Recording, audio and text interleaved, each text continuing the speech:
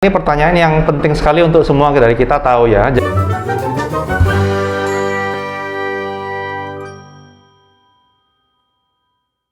Halo teman-teman, nah di kesempatan kali ini saya kedatangan seorang narasumber yang ahli di bidang osteopati. Nah ini namanya Pak Ong Putra Logianto. Beliau merupakan ahli di bidang osteopati dan lulusan dari Australia. Nah sebenarnya apa itu osteopati ya? Dan sepertinya saya nggak pernah dengar itu jurusan itu. Nggak ada ya di Indonesia ya? Iya, jadi osteopati itu memang suatu jurusan manual terapi manual yang masih memang belum banyak ya di Indonesia ini. Jadi memang benar seperti yang dokter saya tadi sudah perkenalkan sebentar ya. Jadi saya ini lulusan dari Australia dan osteopati itu suatu sistem terapi manual yang diciptakan dulunya di Amerika dan spesialisnya osteopati ini lebih khusus ke sakit-sakit sendi dan otot mulai dari rahang sampai ke telapak kaki. Dan karena terapi manual itu artinya pakai tangan kosong, jadi kita menggunakan teknik-teknik kayak pijatan, pergelangan otot atau pergelangan sendi gitu. Dan setelah terapi biasanya kita kasih pasien-pasien kita itu latihan-latihan rehabilitasi untuk dilakukan sendiri di rumah pasien masing-masing. Ya. Mantap ya Pak ya. Nah ini terutama nih ya buat teman-teman yang ada di channel ini.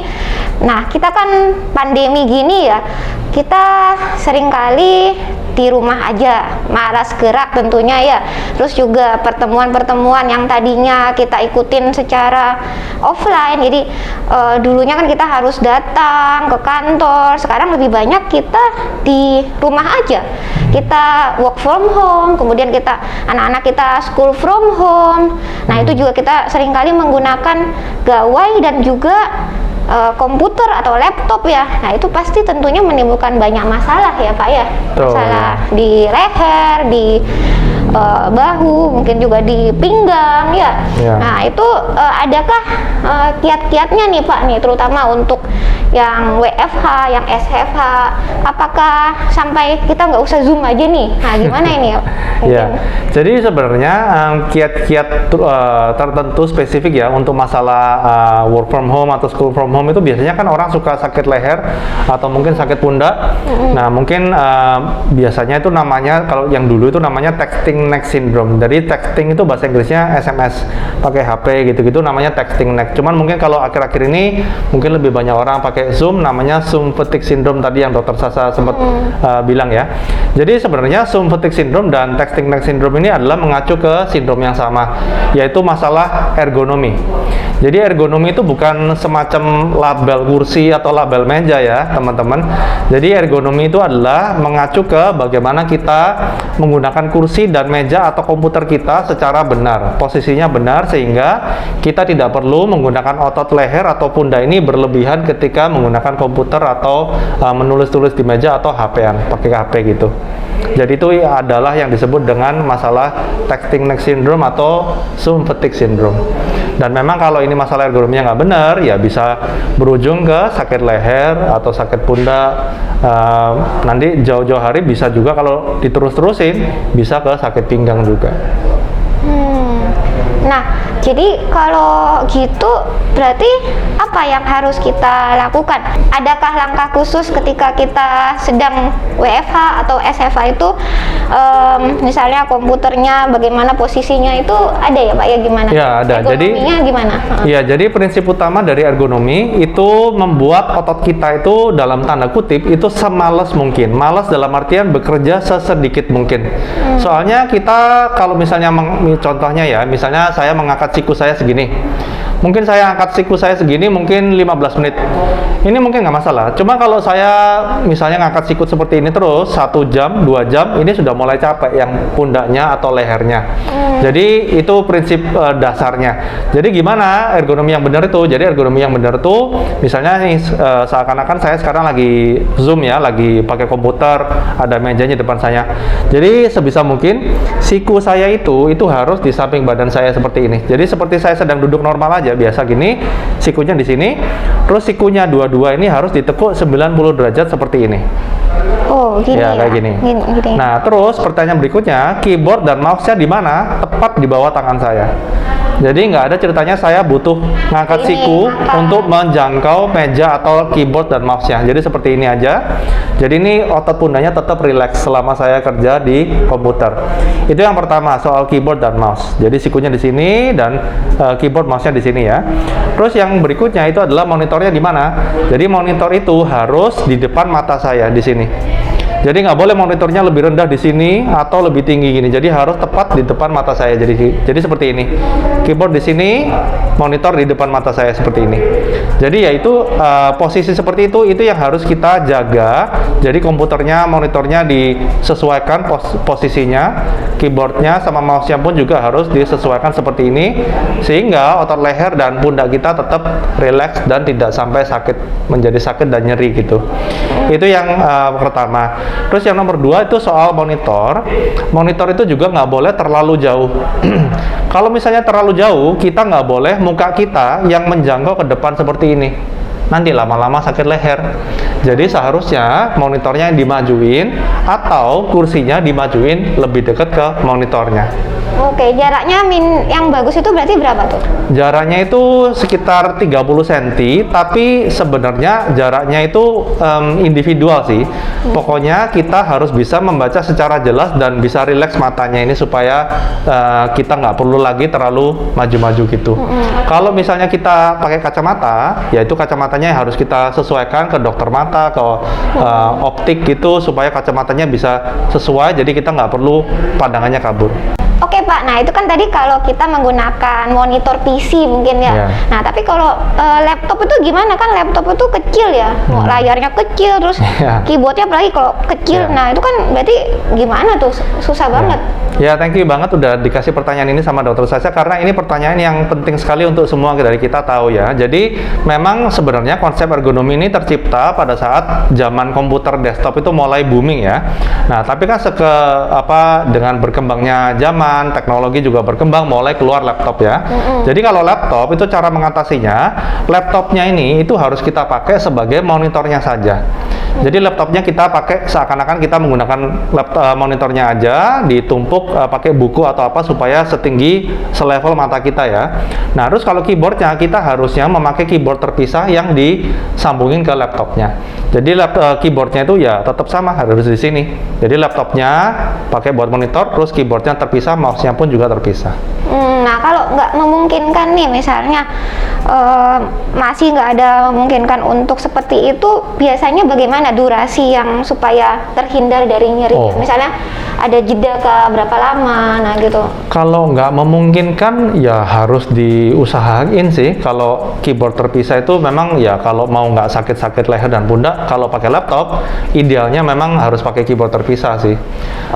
Iya, jadi sayangnya kalau nggak memungkinkan gitu ya gimana ya susah sih bilangnya gimana. Jadi itu saran yang ideal ya harusnya pakai keyboard terpisah kalau kita pakai laptop. Ya terus kalau soal tadi mengenai periode waktunya kerja ya, itu saya saran sih kalau misalnya pakai komputer, laptop atau desktop gitu, saya saran sih setiap 30 menit atau setiap 1 jam itu kita break 5 menit gitu. Breaknya itu kita bisa ngapain ya, bisa ngapain aja, terserah mau berdiri, gitu ya, jalan-jalan, mungkin kepalanya noleh-noleh kanan kiri atau lihat atas bawah, atau mungkin pergi ke toilet, atau mungkin pergi ngambil air minum gitu, terserah. Yang penting break dari posisi yang statis itu. Iya, jadi melakukan stretching ringan itu juga sebenarnya boleh, boleh. Ya boleh, 5 menitan setiap 30 menit atau 1 jam. Oke. Tapi untuk terus-terusan memang tidak disarankan itu tadi ya. Nah, kalau untuk senam sendiri itu gimana ya Pak ya? Sebenarnya kalau senam tuh ada manfaatnya nggak sih untuk nyeri ini? Nyeri pundak, nyeri segala macam ini apa? Ya, kalau soal senam sih itu mengacu ke penyebab utamanya ya. Jadi penyebab utama kenapa orang bisa sampai mengalami sum fatigue syndrome atau tactic neck syndrome, itu lagi-lagi sumber utamanya kan karena postur yang tidak benar. Jadi kalau mengatasi postur yang tidak benar dengan senam itu juga bisa. Jadi kita fokusnya tuh ke memperkuat atau melatih otot-otot punggung. Supaya kalau otot punggung ini semakin kuat, semakin tone, itu jadi pundak kita dua-dua ini semakin ketarik ke belakang dan kita semakin tegak. Nah, terus pertanyaan berikutnya, untuk melatih otot-otot punggung ini gimana latihannya? Itu latihannya gampang. Pada dasarnya latihannya itu segala sesuatu yang menarik. Menarik-narik. Jadi dari depan menarik, atau misalnya dari atas ini terus menarik ke belakang, itu akan mengaktifasi otot punggung kita. Dan itu akan menjaga supaya postur kita tetap tegak. Tapi ya kembali lagi, kalau misalnya kita latihan terus setiap hari menarik-narik itu, tapi kebiasaan duduknya tetap gini, ya sama aja. Ya. Jadi tetap harus dua ya teman-teman ya. Jadi kebiasaan itu yang harus diingat untuk selalu mempertahankan posisi dengan benar ya. Tadi ya Pak ya. Kemudian juga harus untuk mungkin mulai untuk berolahraga yang benar untuk menguatkan otot-otot ya. Otot-otot punggung. Terus kalau untuk anak kecil gimana ya Pak? Soalnya kan tadi kan kebanyakan untuk dewasa mungkin ya. Nah, anak kecil kan yang mungkin kalau laptop atau apa itu prinsipnya sama. Cuma yang saya khawatirkan nih, anak kecil ini kan pertumbuhan tulangnya masih terus berlanjut ya, apalagi mungkin yang SD nih, terutama ya masih hormonal pertumbuhan. Nah, tulangnya itu nanti bisa berubah, bisa jadi sampai dewasa akan menjadi tidak normal dan menimbulkan banyak masalah di kedepannya. Nah, itu bagaimana tipsnya mungkin untuk orang tua supaya bisa mencegah hal ini gitu, adakah? Ya, jadi ya terima kasih sekali lagi Dokter Sasha udah nanyain pertanyaan yang sangat penting dan bagus ini ya. Karena memang untuk mama-mama muda, orang tua yang young family ya, itu memang banyak mengeluhkan soal anaknya kalau dibilangin susah posturnya, mereka susah untuk menjaga postur mereka sendiri, dan itu memang masalah yang sangat umum. Jadi kalau misalnya ada orang tua yang lagi nonton terus ngerasa, waduh ini anak saya kok parah banget gini-gini, itu jangan merasa sendirian karena ini adalah masalah yang umum. Itu yang pertama. Terus kalau yang kedua, itu memang kenapa kalau ngasih tahu ini anak kecil itu kok susah banget untuk dibilangin duduknya suruh tegak atau postur yang benar, karena mereka belum pernah merasakan sakit. Jadi mereka nggak pernah tahu pentingnya untuk menjaga postur duduk yang benar itu kenapa. Dan ini adalah peran dari tugas orang tua yang harus selalu mengingatkan.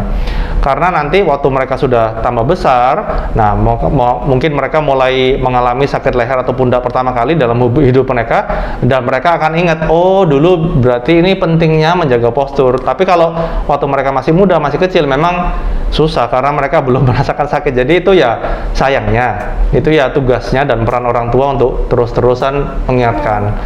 Nah, ada perannya nggak sih? Kan ini waktu saya masih kecil ya, dan sekarang pun juga masih ada itu alat yang membuat tubuh kita tidak bungkuk itu.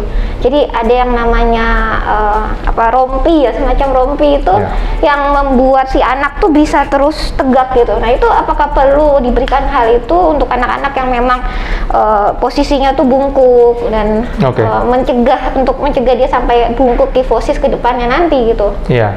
Jadi gini, konsep itu namanya posture brace ya, brace. Jadi konsep dari segala macam brace atau dalam hal ini itu posture brace ya, itu adalah untuk mensupport atau membantu otot kita yang tidak lagi bisa melakukan pekerjaannya itu. Jadi dalam hal ini posture brace itu tujuannya untuk menjaga supaya kita tetap tegak. Nah, kalau dalam hal anak kecil itu saya tidak menyarankan sih. Kenapa? Karena segala macam otot yang terlalu disuportif, ujung-ujungnya akhirnya akan melemah. Dan kalau dari kecil kita sudah terbiasa disupport terus-terusan, nanti waktu dewasa ya ototnya sudah sangat melemah karena sudah bertahun-tahun terlalu mengandalkan support itu. Jadi saya tidak menyarankan pakai support posture brace itu, tapi terus-terusan diingatkan untuk mengaktifasi ototnya ini yang untuk menegakkan postur. Tapi yang paling penting juga kursinya, monitornya, mejanya segala macam itu harus sesuai, sehingga ototnya ini kalau mau duduk tegak itu tidak harus bekerja terlalu keras. Gitu. Jadi itu kira-kira soal posture brace sih. Jadi kalau bisa jangan sih. Oh gitu. Soalnya misalnya nih tadi kan yang dikhawatirkan itu kan ototnya melemah ya. Apakah bisa nggak sih misalnya kita memberikan jeda waktu aja, misalnya dalam satu hari kita mengingatkan untuk menggunakan si brace itu misalnya barang 1 jam gitu, untuk supaya mengingatkan dia, oh ini gini loh postur yang benar, kemudian dilepas untuk membuat ototnya nggak malas. Itu apakah memungkinkan seperti itu? Ya boleh-boleh aja sih kalau misalnya mau pakai posture brace cuma sejam sehari dengan tujuan untuk mengingatkan mengingatkan aja itu nggak apa-apa sih. Cuman jangan sampai membuat si anak yang memakai posture brace ini merasa ketergantungan sama posture brace. Karena kalau sudah ketergantungan, itu sudah mulai bahaya sih. Ya itu khawatirnya otot malasnya soalnya sampai dia dewasa nanti ya. Iya, ototnya melemah toh. Iya, tapi itu kan tadi ya. Nah, misalnya udah terjadi kelainan, dia udah besar, anak kecil itu udah besar dan terjadi kelainan kifosis yang lumayan gitu, yang nemen dan sampai menimbulkan banyak masalah. Nah, itu gimana itu? Kan susah jadinya. Ya, untuk kasus yang hyperkyphosis ya. Jadi kyphosis itu artinya yang tulang tulang punggung atas atau torakalnya itu membungkuk. Itu untuk yang parah banget itu terus terang saya jarang banget sih menemukan kasus seperti itu sih. Cuman kalaupun ada itu biasanya ya itu sudah dibiarkan terlalu lama, postur yang nggak benar itu mungkin nggak ada yang mengingatkan soal postur duduknya gimana, atau mungkin anaknya ya lumayan bandel juga. Jadi ya itu tapi itu jarang banget sih saya menemukan kasus seperti itu yang sampai parah banget, apalagi di usia semacam kayak 15 tahun atau 20 tahun sudah parah sekali, itu sangat jarang sih. Ya. Oke.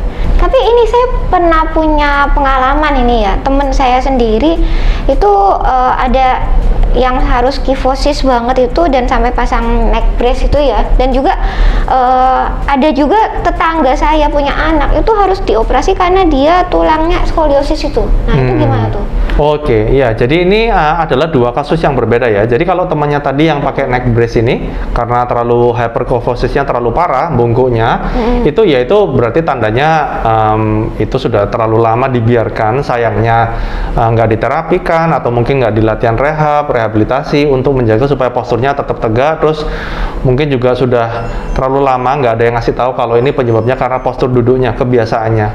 Jadi neck brace-nya itu hanya meringankan gejala saja, tapi itu tidak menangani sumber masalahnya, which is sumber masalahnya adalah kebiasaan duduk yang salah. Jadi kalau soal temannya, mungkin temannya umur berapa ya kalau boleh tahu ya? Itu waktu saya masih kelas 6 SD sih. Jadi iya, waktu SD, jadi usia sekitar 12 tahun ya berarti ya. Itu ada kemungkinan juga penyakit bawaan dari kecil sih. Itu ada juga penyakit yang menyebabkan anak-anak remaja pun bisa posturnya membungkuk banget. Namanya itu Sherman disease. Tapi itu adalah satu kondisi yang lumayan jarang sih. Jadi sangat jarang banget ya. Sangat jarang. Dan memang umumnya Sherman disease ini mengefek itu ke cowok-cowok, anak remaja yang cowok. Biasanya lebih umumnya di cowok. Tapi kalau tadi yang temannya yang kasus kedua ini skoliosis itu bagi yang tidak tahu, skoliosis itu ada tulang punggung yang miringnya ke samping. Jadi bukan bungkuk kan miringnya ke belakang. Kalau skoliosis itu miringnya ke samping kanan atau kiri terserah. Kalau skoliosis ini itu tidak ada hubungan sama kebiasaan duduk atau penyakit atau turunan. Jadi sampai sekarang sayangnya itu para researcher, para saintis itu masih belum mengetahui penyebab dari skoliosis itu kenapa. Dan memang skoliosis ini tuh rasionya 3:1 lebih umum di cewek, terutama pada usia remaja.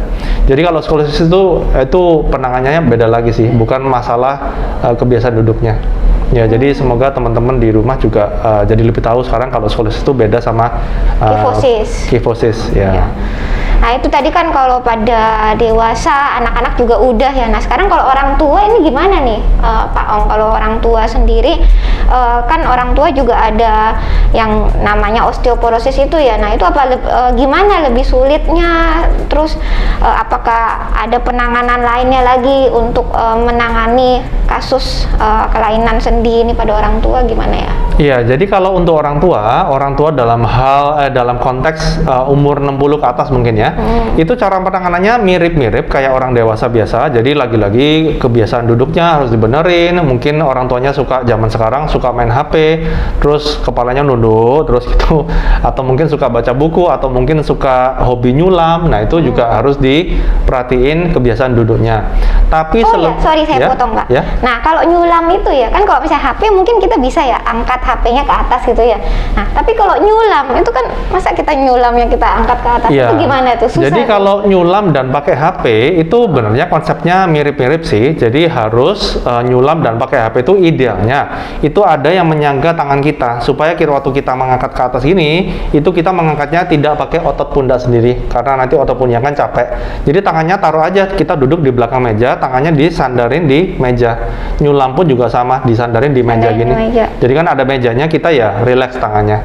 Jadi bisa nyulam, bisa main HP gini, ya terserah. Tapi lehernya itu kan tetap akan nunduk juga ya, nggak mungkin kita maksudnya selalu sejajar terus sejajar, gitu. iya. Karena kan kalau nyulam sejajar kan susah ya. Enggak. Itu kalau nunduk sedikit gini nggak apa-apa sih. Kalau saya melihat ke bawah sekarang ini, melihat ke bawah gini nggak masalah sih. Yang masalah itu kalau misalnya saya menunduk seperti ini terus-terusan, nah itu yang menjadi masalah. Cuma kalau melihat ke bawah seperti ini aja itu it's okay. Oke, jadi ada batasan sudut mungkin ya, kita nggak boleh terlalu batasannya berarti berapa nih sampai nggak boleh terlalu ekstrim sampai segini, apalagi ditahan posisi seperti ini terus-terusan berkelanjutan itu nggak boleh. Tapi tadi yang 30 soal menit 5 menit. Tapi tadi soal yang monitornya selevel dengan mata itu konteksnya dalam hal konteks komputer ya. Cuma kalau HP atau menyulam memang rada berbeda konteksnya. Iya, pasti susah kita HP begini terus gitu. susah banget, capek juga. Menulis di kertas dipakai meja pun juga rada berbeda konteksnya juga. Jadi kalau lihat bawah gini aja it's okay. Cuman kalau sampai begini ekstrim, gini terus nyulam atau main HP gini, itu yang tidak disarankan. Ya, jadi saya jadi kepikiran mungkin kalau menulis itu ada baiknya kita seperti dulu arsitek gitu ya, pakai ada meja yang miring gitu, tulisnya gini gitu ya. Bukan begini, karena kalau begini tangannya sikunya diangkat terlalu tinggi. Jadi kalau saya dulu belajarnya itu disarankan pakai document holder. Jadi document holder itu semacam kayak platform yang mengangkat seperti ini ya. Terus kita bisa pakai taruh buku kita atau taruh kertas kita yang kita mau catat di sini. Jadi kita nulisnya kayak begini aja. Ada platformnya gini. Jadi ini kita di meja gitu ya, di meja, jadi supaya nggak ototnya jadi nggak melakukan aktivitas, jadi relax gitu maksudnya. Ini biasanya dokumen holdernya itu mengangkat kertas atau dokumen kita, buku kita itu setinggi 45 derajat. Ini di toko-toko online banyak kok. Oke. Nah itu untuk teman-teman mungkin bisa cari nanti, berarti saya juga jadi mau cari itu karena saya juga penting rasanya itu untuk anak saya. Tadi orang tua. Tadi orang tua ya. Iya, jadi balik lagi. Jadi penanganannya mirip sama orang dewasa, tapi dengan ditambah lagi itu osteoporosisnya. Kalau misalnya ada kemungkinan osteoporosis, itu harus dicek dulu. Jadi untuk ngecek osteoporosis itu pertama harus tes darah, vitamin D-nya dicek, kalsiumnya juga dicek, sama juga di ronsen untuk melihat kepadatan dari tulang-tulangnya. Atau kalau mau lebih spesifik lagi itu namanya bone scan. Jadi bone scan itu untuk melihat benar-benar secara spesifik ketebalan atau densitas dari tulang-tulangnya itu. Nah, kalau memang osteoporosis ini yang menjadi penyebab bungkuknya secara ekstrim, ya otomatis kita harus meningkatkan asupan vitamin D atau mungkin meningkatkan tereksposnya kulitnya pasien itu ke matahari untuk vitamin D-nya secara alami. Atau juga kalau kalsiumnya kurang pun juga minum kayak susu sapi atau mungkin minum suplemen kalsium itu juga, atau bahkan sayur-sayuran hijau itu juga bisa. Oke. Wah, udah banyak sekali ini ilmu yang kita dapat dari Pak Om Putra ya. Beliau memiliki channel YouTube juga ya teman-teman. Channel YouTube-nya ini namanya Indosteo. Nanti mungkin teman-teman juga bisa subscribe. Untuk teman-teman, jadi kita penting banget ya ternyata harus memperhatikan postur tubuh kita.